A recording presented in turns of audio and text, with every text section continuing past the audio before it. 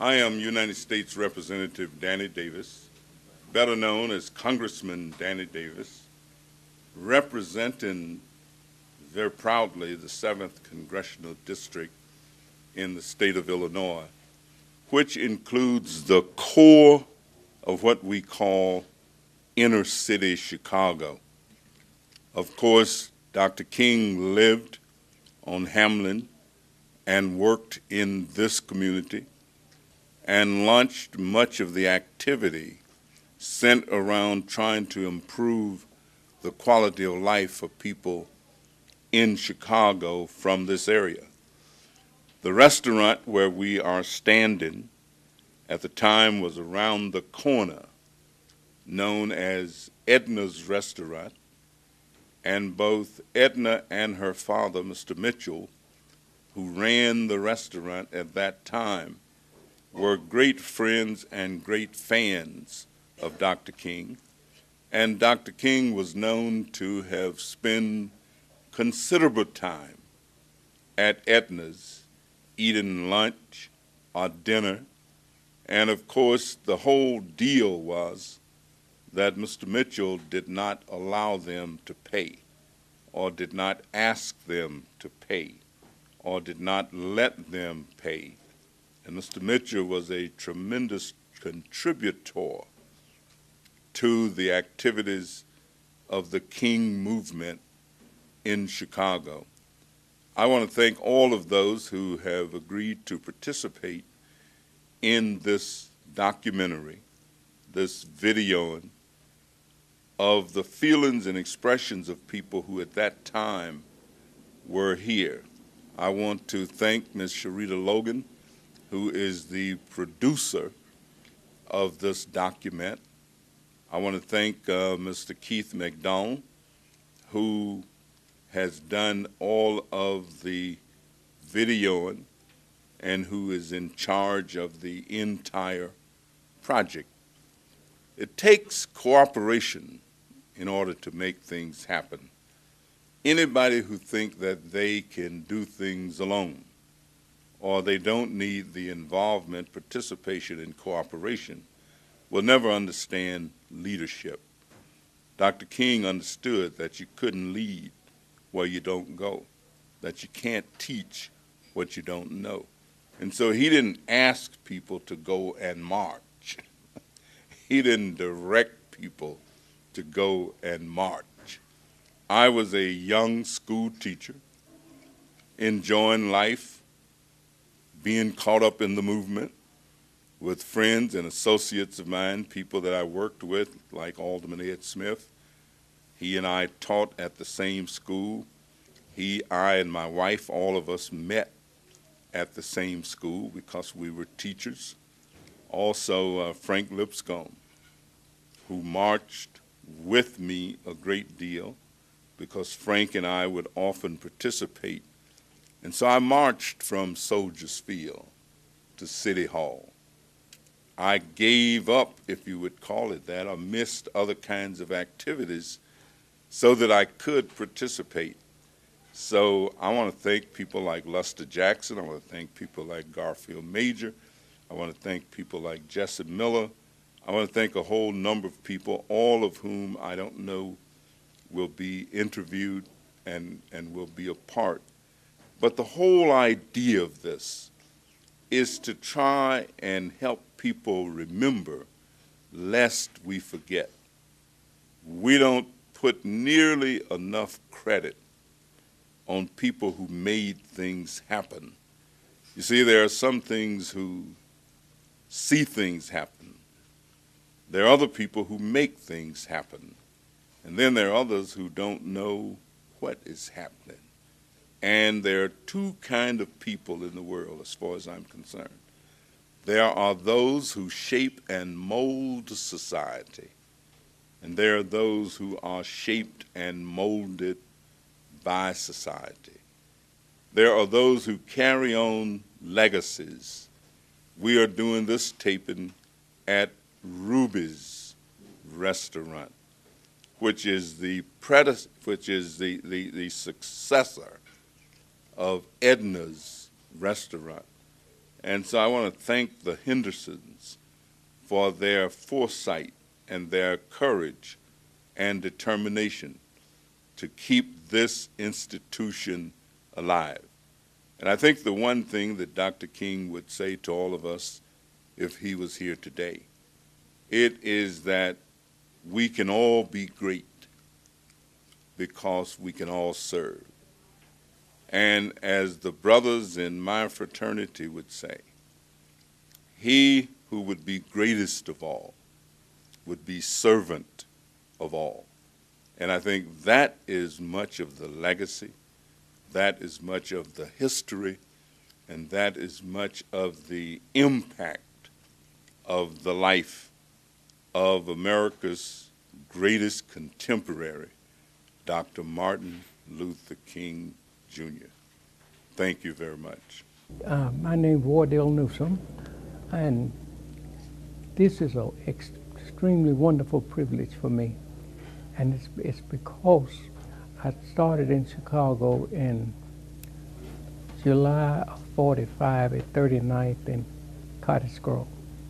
and the experiences has been just wonderful out of Arkansas.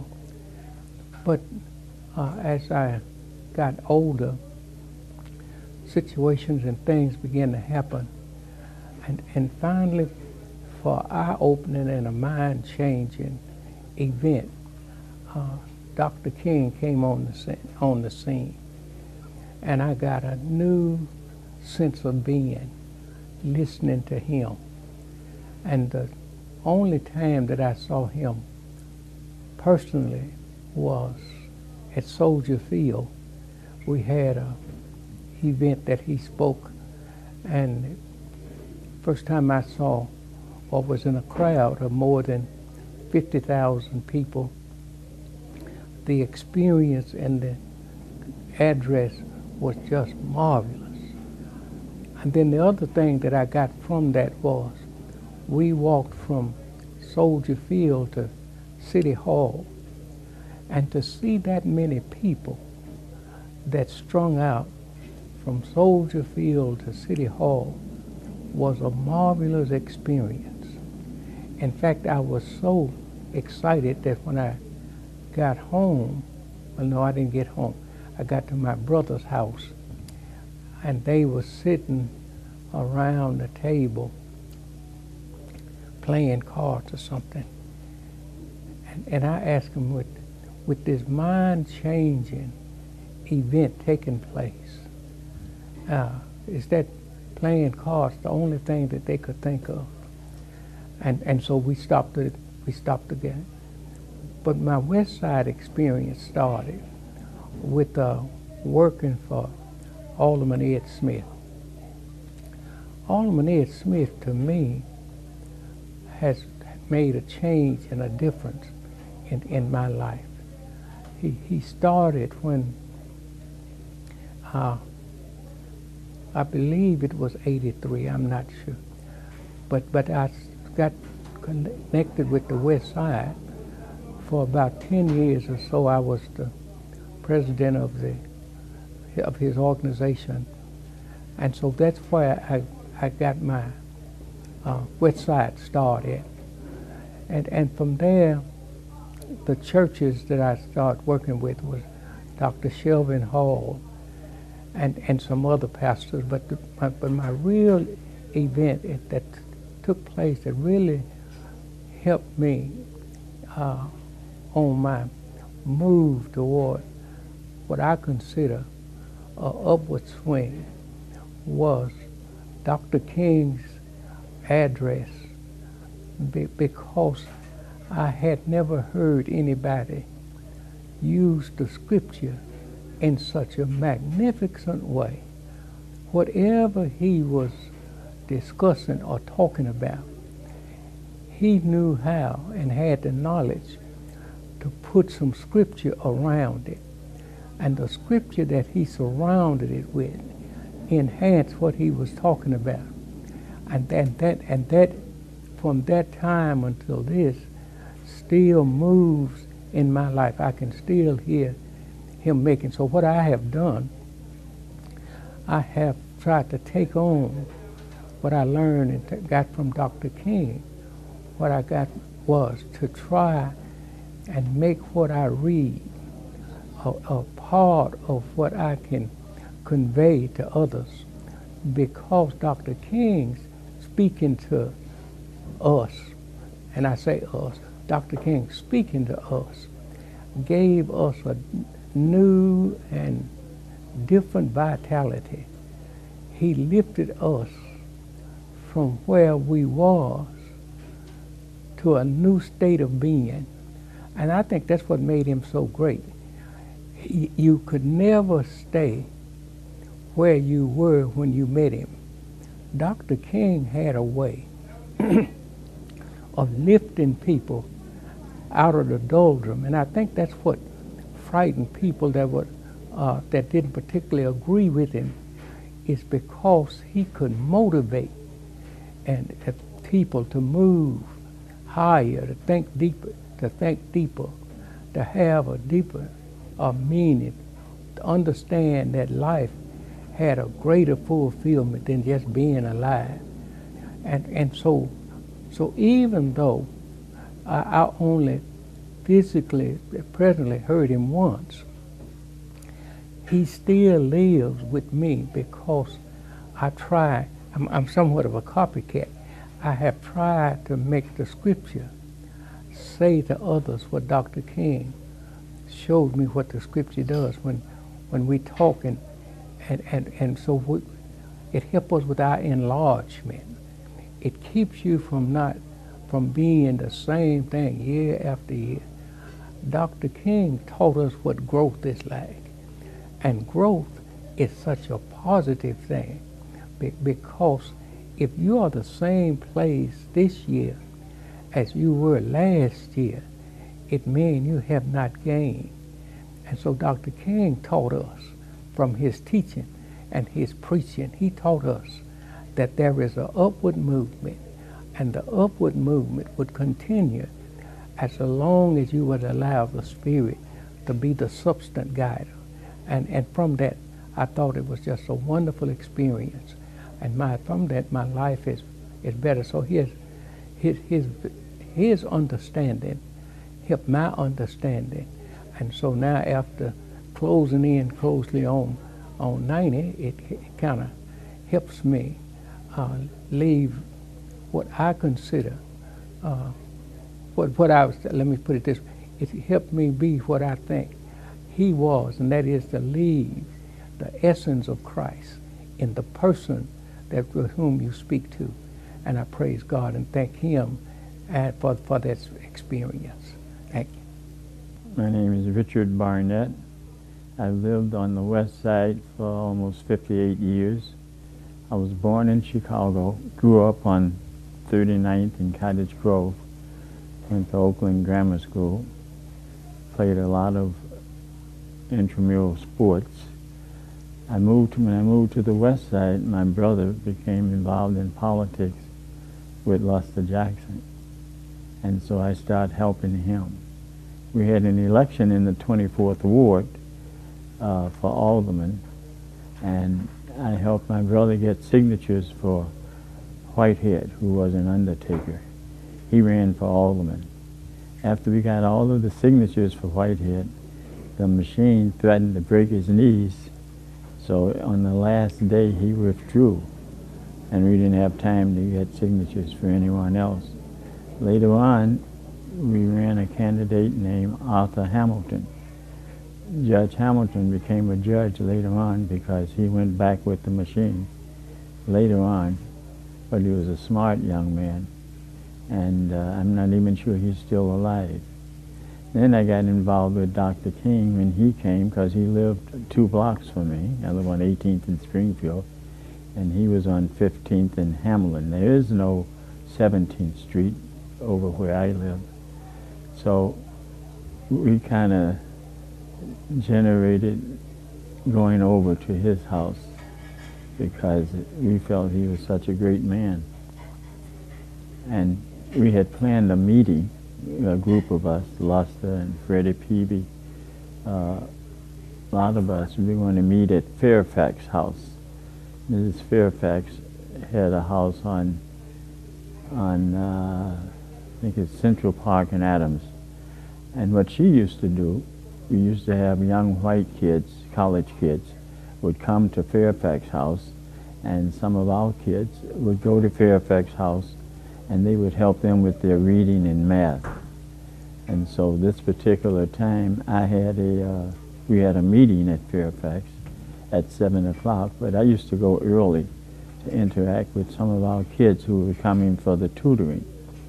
So this particular night, the evening news came on, and they said Dr. King had been shot. So after everyone came to our meeting, we changed the meeting from just a regular meeting to a meeting to plan 2 memorials for Dr. King. And at that time, there were very few blacks west of Pulaski. And so we planned one meeting for Church of the Brethren over on the Expressway and Central Park. And we had one at Stone Temple. But the first meeting we planned for the Garfield area was going to be at Olivet Church on Adams and Jackson, I think it was at that time. Then we got a call from one of our activists, radical activists, people used to call him, Doug Andrews. And Doug said that he heard we were going to have a meeting, memorial service at Olivet Church, who had a white minister named Reverend Ordine. I think that was his name. And Doug suggested before he permit us to have a meeting at a white preacher's church, he would burn it down. So I suggested to him that instead of him calling us on the phone, giving us wolf whistles, why didn't he come down there and help us plan the 2 memorial services? That would be more constructive. So he didn't get there till about 1 o'clock. So we ended up changing from Reverend Odine's church at Olivet to Church of the Brethren on Central Park and the Expressway. And then we were going to have the other one at Stone Temple for the Lawndale area. So we had the Garfield area covered, and we had the Lawndale area covered. And then the next day, Doug was arrested, and they had a $750,000 bond, bail, because they arrested him for burning one of the churches. And so not only did we have the memorial service, but we also started trying to raise money to pay that $750,000 bail, which meant that he needed $75,000 to get out of jail. So I'm trying to think of the lady's name. Lester will probably remember it, but she was a white lady, rich, and she used her money to help Doug. In fact, she mortgaged her house, which was in Old Town, and she put her house up for bail, so they could have gotten up to $1 million, because that's how much her house was worth. It was in Old Town, about 1200 North, but in the most expensive part of Old Town, which was the place at that time. And so then we had our meeting, and we had formed a co-op. I think Lester might have forgotten it. And we had rented this place on 15th and Pulaski. And what we were trying to do was help people, poor people, be able to make their money go forward, farther when they bought food. So we changed the co-op. A lot of whites started bringing food in to the city. And I made myself the monitor from 16th Street to Roosevelt. And on the night when everything went haywire and Dale, they said shoot to kill, they started burning businesses. And there were 3 fires on Pulaski between 16th and Roosevelt. And I was trying to stop them from burning businesses that had apartments upstairs, and which almost was my downfall, because I got into a situation that only the good Lord got me out of. And that's who I asked to look out for me. There was a store on 15th and Pulaski on the northeast corner called Molly's. It was a store that sold everything. Men's clothing, women's clothing, children's clothing. But there were 2 apartments above. So as I'm walking, because there are 3 fires burning on Pulaski between Roosevelt and 16th. So I live on 18th, so as I'm coming down Pulaski, I'm passing Molly's, and here's this huge crowd, and they had pulled the iron gates off. And this one clown said, "Let's torch this so-and-so." So when he said that, I ran over and said, "Hey folks, don't torch it." I says, "You know, you got 2 apartments above." And they had me in a semicircle with my back toward the door of the store, which meant there was no way I could go but back. And so then he said, "If you were a brother, you would burn this so-and-so." So I said, if I was a brother, I might do that if we didn't have those 2 families up above. If you burn it, Molly would be inconvenienced for 6 months till her insurance kick in. Some of those brothers and sisters up in the 2nd and 3rd floor, they got stuff they haven't even paid for yet. So if you can show me how we can burn this without affecting them, I'll light the match. So when he said that, the crowd said, "Hey man, he's right." So this guy is angry because he didn't have his way. And so, as I say, I'm in a semicircle and my back is in the place. So anyway, they didn't burn it, so then I kept walking. But our place where we had rented for the co-op, we had people were bringing food back. Whites would drive in from the suburbs and they would give us the food and we would pack it and so forth. We got some government cheese. We got different stuff. But then what we found out was the unscrupulous wineheads would take our good food and they would go and sell it. So we started making bags for them. We wouldn't give them our good stuff. We would give that to the people who had families because we knew what they were going to do with it. And then the next day, they said, "Shoot to kill." And my wife was telling me, she says, "You see what you could have gotten into?" I said, "Yeah, but somebody had to do something." And then we had a meeting at Luster's house that Luster was telling you about 20 of us. And Luster's wife called me and said Luster had been arrested. So my cousin at the time was the commander of Fillmore Station, George Sims. So I'm trying to grab George Sims to find out where Luster was because we didn't know where he was. They kept moving him around, I think, because wherever we went, he wasn't there. So they kept Luster in jail.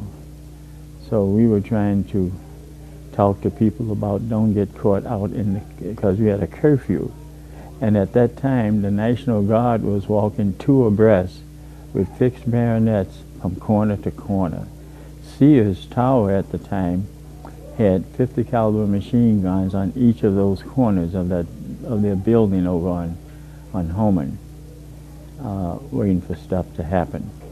So we just went about our business trying to make sure that we didn't violate the curfew or get into any trouble like that.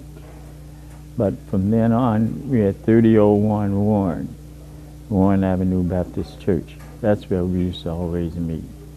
Andy Young was the main person over there, and they would give us orders what we were going to do, if we were going to march or do this or do that. And that's when they had the different rallies. The first one was at Gage Park, and a couple of people had unwitting thought to drive their cars and park them in Gage Park parking lot, and the whites set some of them afire.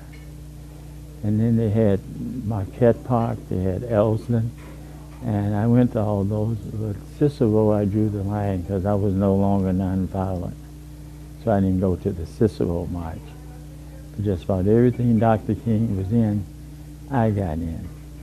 And then I got this bright idea that we should start a theme with our youth, because that was our tomorrow. So I got a boys baseball team.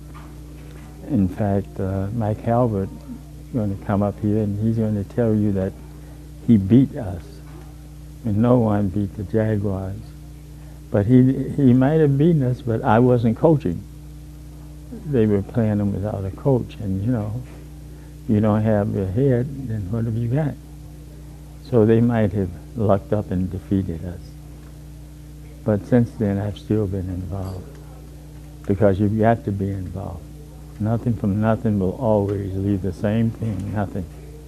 And I truly believe that Dr. King is saying that everyone can be great because everyone can serve. And that's what I was doing. I was serving. And you've got to serve. You've got to serve. People get nowhere doing nothing. So anything that I see that I can get into that will benefit us as a race, I get into it. I've always got that type of thing. My name is Earlene Lindsay. I live on the west side of Chicago, been over here since 59. And I was employed at Miles Square Health Center, one of the founders of Miles Square Health Center.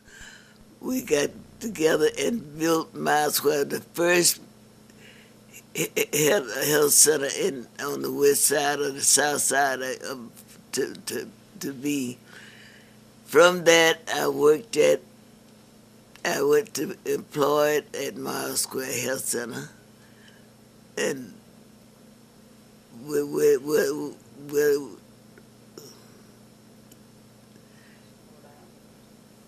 I organized the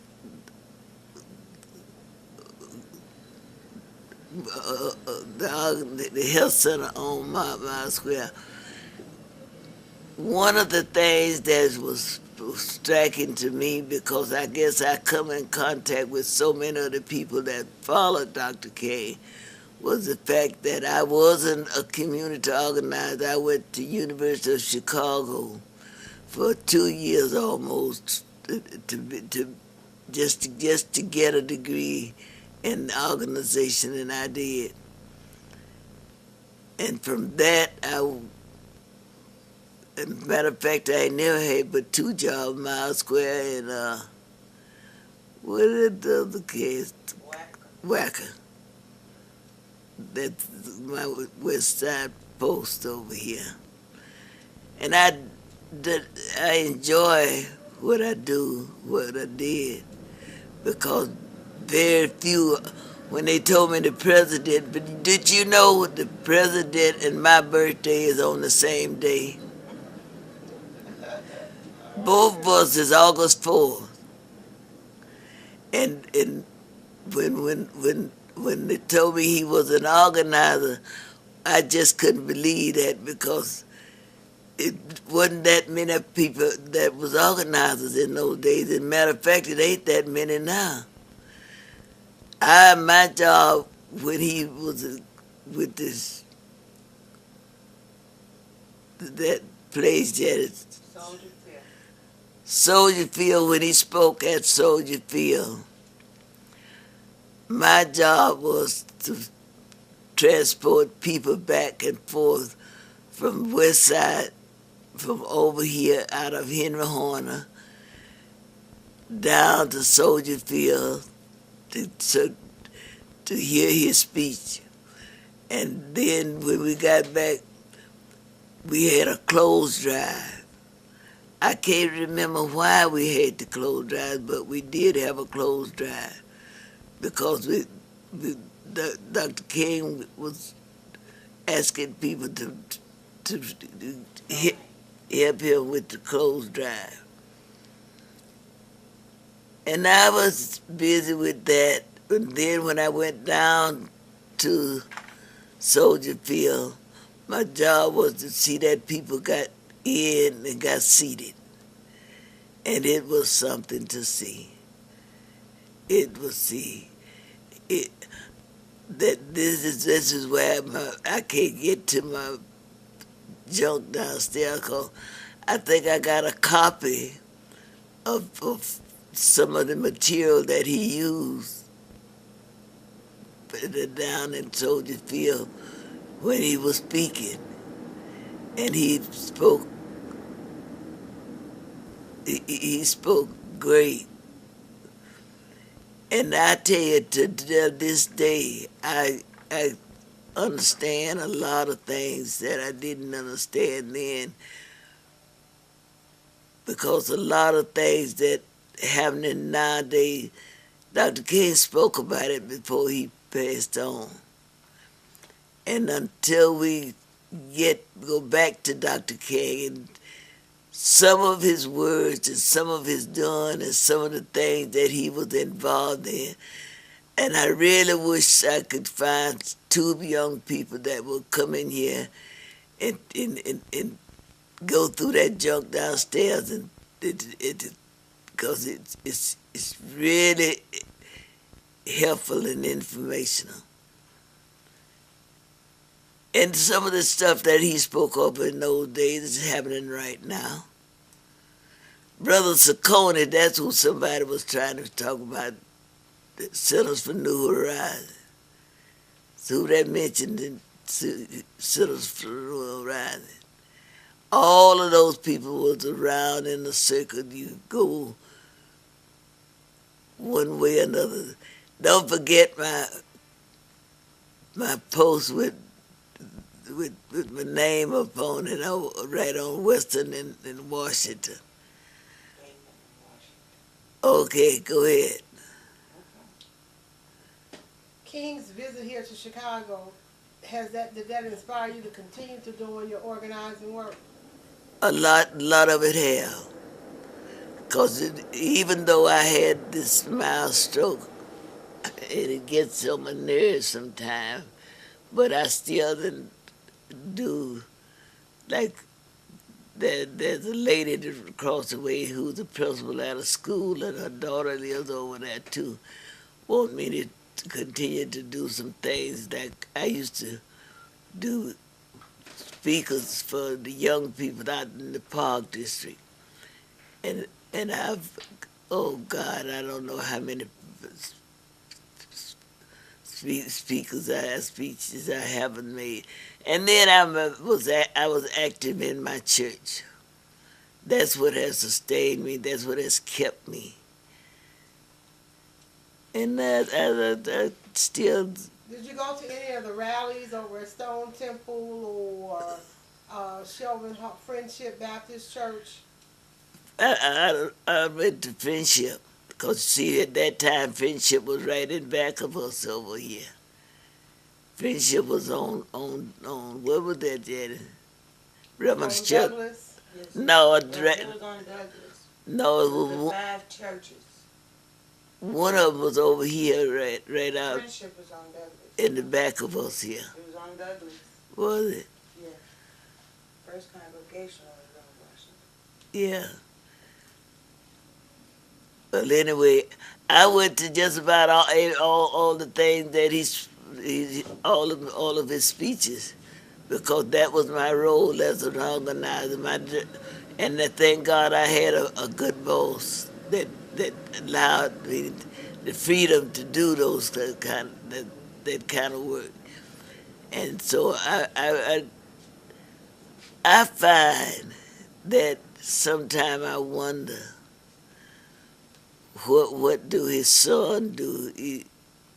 It was a while he'll come here and he'll make a speech, but then there's his daughter, and I don't know, but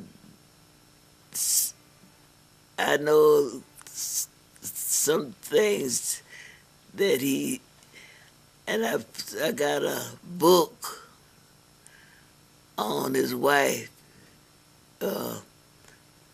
that's downstairs in the basement too. Did you get a chance to see Miss Coretta Scott King when she was here in Chicago? That's who I'm talking about. I went to somebody's house and we had a night session at up there on Jackson Boulevard, when Project House? no, it was Lester Jackson's house? yeah, yeah. I went there, and we had an all-night session just to sit and talk. Because what's her name? He did a book on her, you know.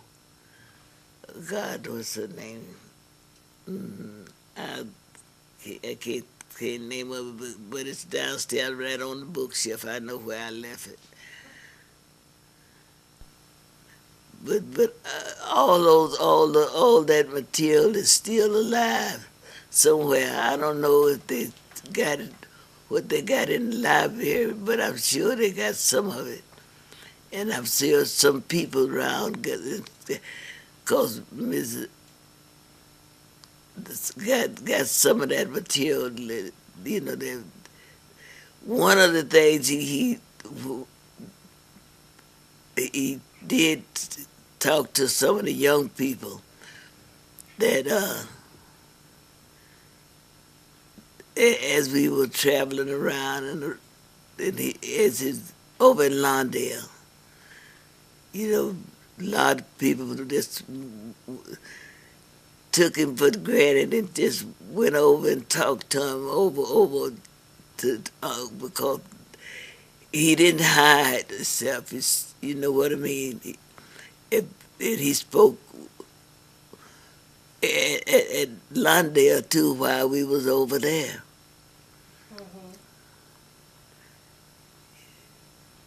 Anything you want people to remember about Dr. Martin Luther King's visit here to Chicago? One of the things that I would like for them to remember is the fact that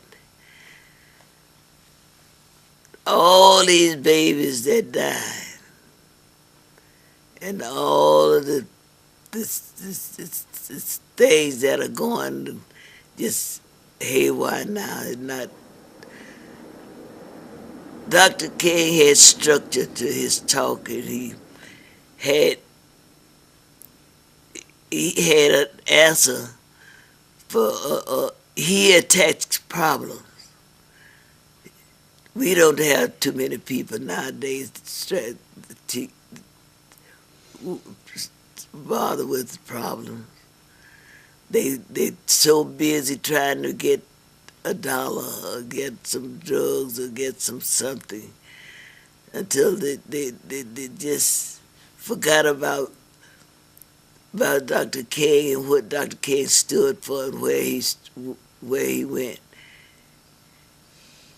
And I wish we could just go back and get all of his old material and have somebody to just start putting out, publishing books and stuff on Dr. King to let people see, especially our young people, see what the name means. Do you know a lot of them wouldn't know who Dr. King is? They really wouldn't. But it has stuck with me. I was 87 years old. And I just feel that if it's still sticking with me, it ought to stick with them. My name is Bobby Steele, retired president of Cook County Board, retired Cook County Commissioner. I live in North Lawndale and have lived here since 1961.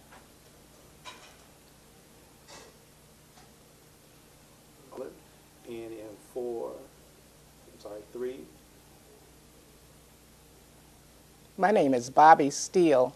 I'm the former president of Cook County Board of Commissioners, former county commissioner for Cook County. I live in North Lawndale and have lived here since 1961. I was very active in my community as a young woman and got acquainted with politics through a woman by the name of Bernetta Howell. Her election for U.S. Congress was the first election that I ever worked. And I became turned on about trying to get parity for people in North Lawndale, which was a very depressed community at the time.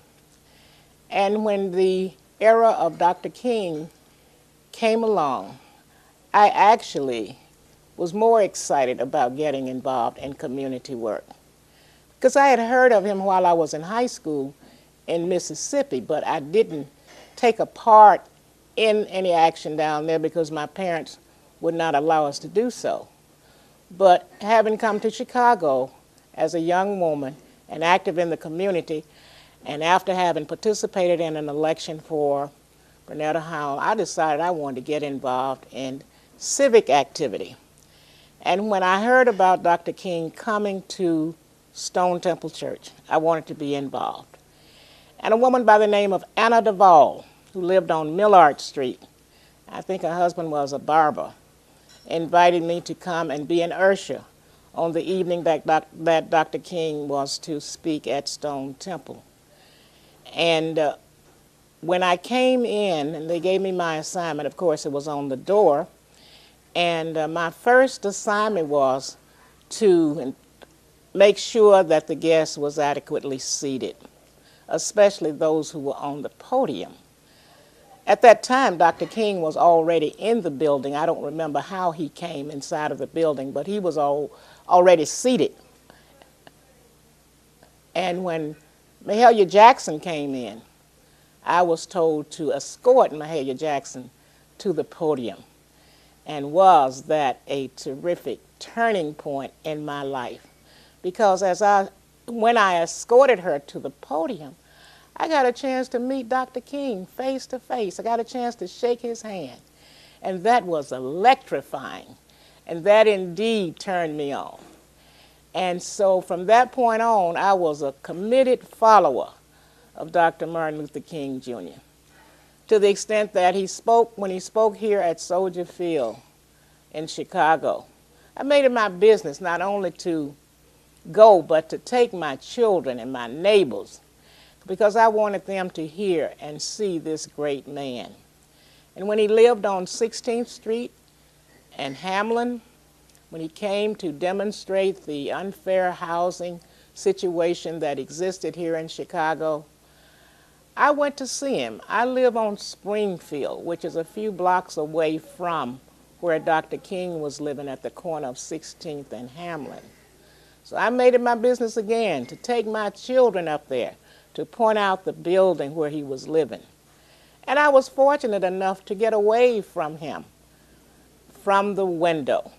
So that was my experience in meeting and seeing Dr. King during the time that he was in Chicago. On April the 4th, when I heard of his death, I was sitting in a dental chair at the corner of 16th and Central Park. The dentist's name was Dr. Sweet. And Dr. Sweet was about to put a filling in a tooth for me. And when we heard on TV that Dr. King had been assassinated in Memphis, Tennessee, Dr. Sweet froze with the drill in his hand. And I froze with my mouth open.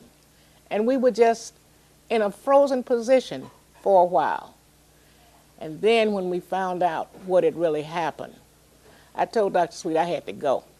He said, "No, I got to finish a tooth." But anyway, I don't remember if he finished it or if he didn't finish it. But I know both of us were so broken that we couldn't contain ourselves. Because that seemed to have been the sentiment of most people in this country with regard to the assassination of Dr. King. I don't remember where I was when I saw the funeral service, but I did not attend the funeral service in Atlanta. But I do remember watching it on TV. I suppose I was at home with my children, which I spent a lot of time during that time talking about Dr. King and the civil rights movement to them. But anyway, it was a moving experience, very moving experience. From the time I had met him at Stone Temple Baptist Church on Douglas Boulevard, the year that he came here to speak, to the time of his assassination, I kept up with him. News articles, whatever I could get my hands on that followed the activity that Dr. King was involved with. My church at the time, the church that I belonged to at the time was Mount Hebron Baptist Church. And my pastor Reverend J.N. Wordlaw, was very involved with the civil rights movement and following Dr. King. I remember he went to Selma, Alabama to march when that march was over the bridge there in Selma, Alabama. My pastor, Reverend Wordlaw, also went to jail with Dr. King down there. I couldn't go because I was expecting, but our church sent representatives to march in the March on Washington. So it was always some activity that our church was involved with when it came to the civil rights movement. Now, a lot of the ministers on the West Side who now claim that they were part of the movement when Dr. King came here and that they supported him,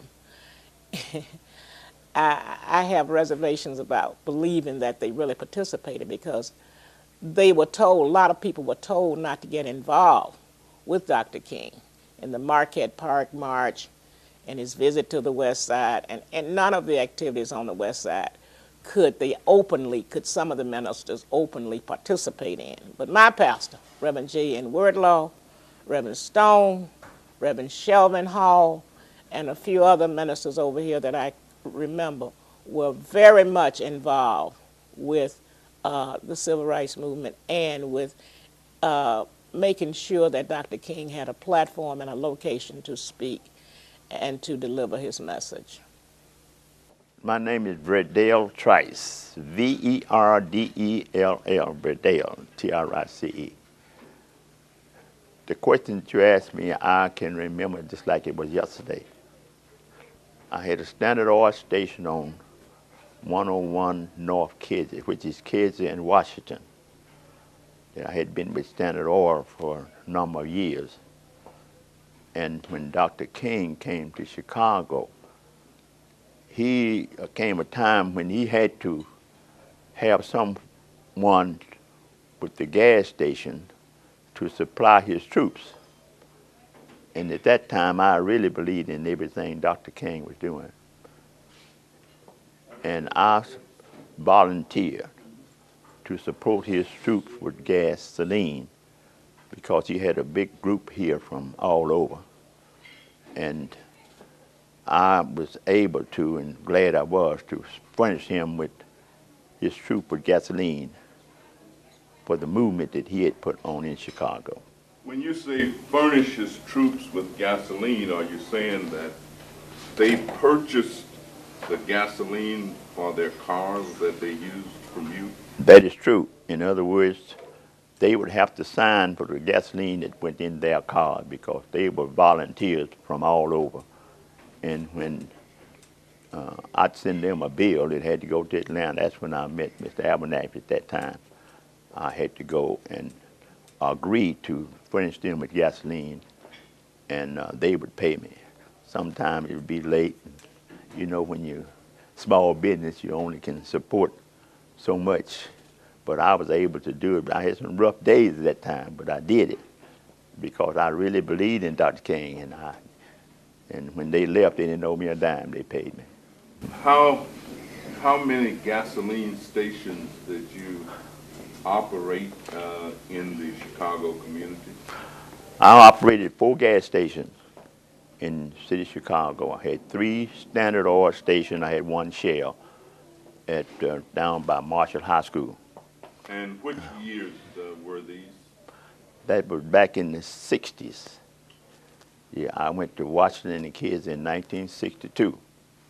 And from 62 up until 1965, 66, I was involved. Do you know of any black-owned gasoline stations in the community right now? I only know one, and that's Raybon. Gasoline stations is what you say, supported by your work that you do at the gas station. Just by selling gas, you can't make it as easy as it is if you have something to service the service. But you know, in 1968, they started to shortage the gas, and all people do is go around the gas station and get gas and keep going. And that was part of the time that the gas stations started to fail. You had to fix flats and grease car, change oil, do all that in order to make it in the gas station. I noticed that you are about 90 years old, and yet you are actively engaged and involved.